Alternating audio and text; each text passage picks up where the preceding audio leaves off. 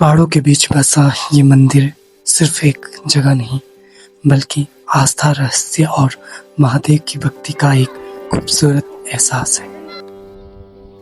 आखिर इस मंदिर को बिजली महादेव क्यों कहा जाता है?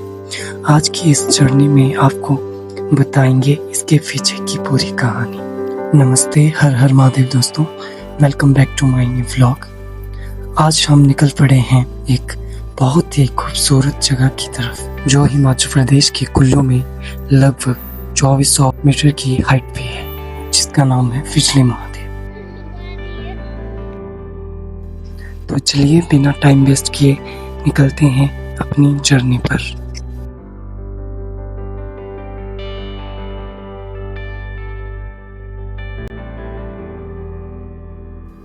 तो गाड़ी का सफर हुआ खत्म, अब होगा असली एडवेंचर शुरू। अब हमें ट्रैकिंग करके बिजली महादेव तक जाना है। रास्ता थोड़ा चैलेंजिंग हो सकता है, लेकिन जब मंजिल महादेव की हो तो सफर अपने आप खास बन जाता है। यहाँ रास्ते में आपको जंगल, पहाड़ों के व्यू और नेचर के बहुत ही ब्यूटीफुल सीन्स देखने को मिलेंगे।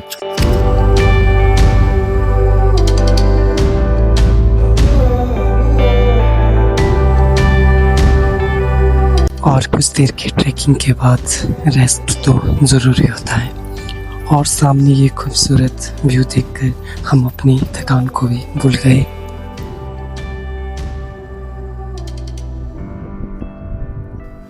और कुछ देर के रेस्ट के बाद हम अपने सफ़र पर फिर शुरू हुए हैं।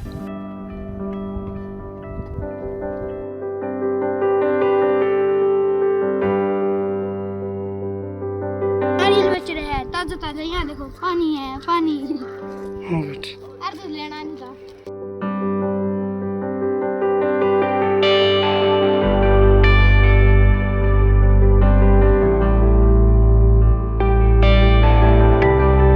Wow, look at this view guys।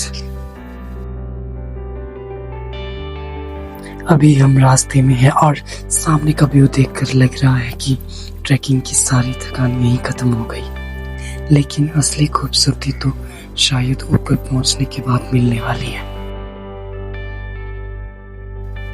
और अभी हम पहुंचे हैं टॉप पे, और शायद ही मैं आपको इस व्यू की खूबसूरती के बारे में एक्सप्लेन कर पाऊंगा।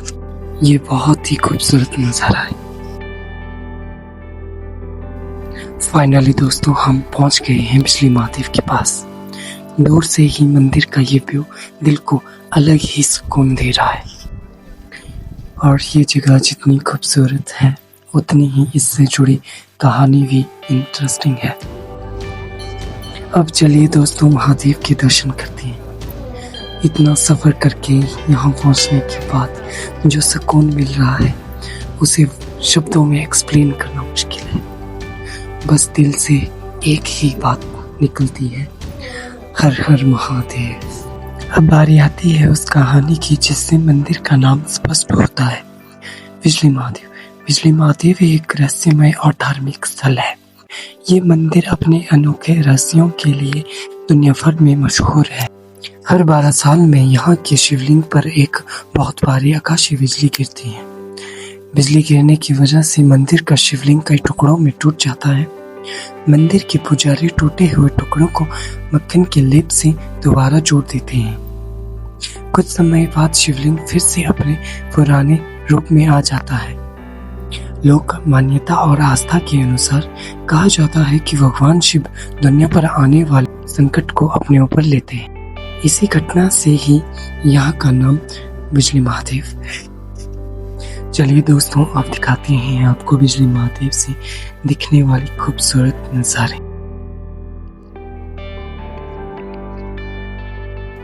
शायद मेरे फोन का कैमरा इस खूबसूरती को अच्छे से कैप्चर नहीं कर पा रहा, लेकिन सच मानो तो ये बहुत सुकून दे रहा है।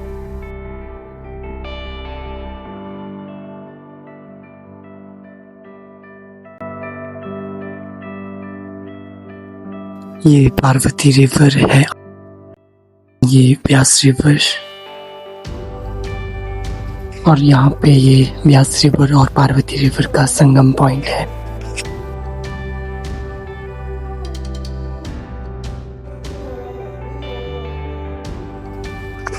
और ऐसी खूबसूरत यादों के लिए फोटोग्राफी का होना काफ़ी ज़रूरी है। तो यहाँ पे वही चीज़ें चल रही है।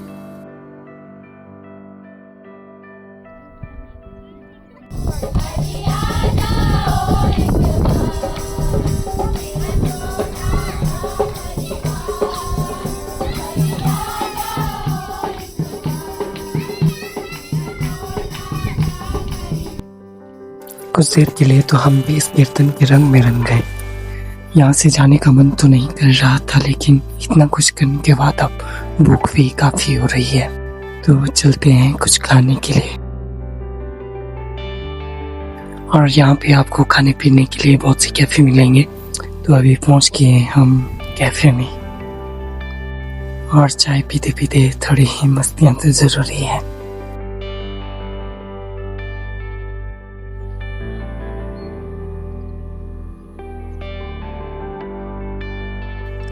और यहाँ पे खाना आ चुका है, राजमा चावल, और सामने ये खूबसूरत व्यू देखते हुए खाने का भी बहुत मजा आ रहा है। और खाने के बाद यहाँ पे रेस्ट और कुछ फनी बातें हो रही हैं। और कुछ दोस्त नहीं, वो हमारी जिंदगी का प्यारा सा हिस्सा होते हैं, जिसके साथ हम कैसे भी रह सकते हैं, उसी में ही सुकून मिलता है।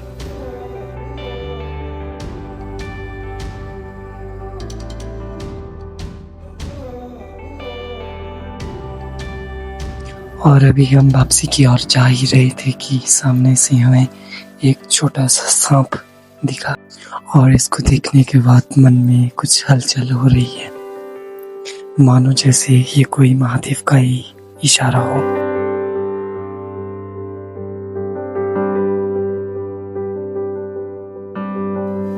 तो ये थी हमारे बिजली महादेव की जर्नी। आज के इस सफर की कुछ यादों को हम साथ लेकर चले हैं। शायद ही इन लम्हों को कभी हम भूल पाएंगे। बस महादेव से यही दुआ है कि वह हमें सद्बुद्धि दे और हमारे स्वास्थ्य को हमेशा अच्छा रखे। आज का सफर था यहीं तक, मिलते हैं अगले सफर में। तब तक के लिए हर हर महादेव।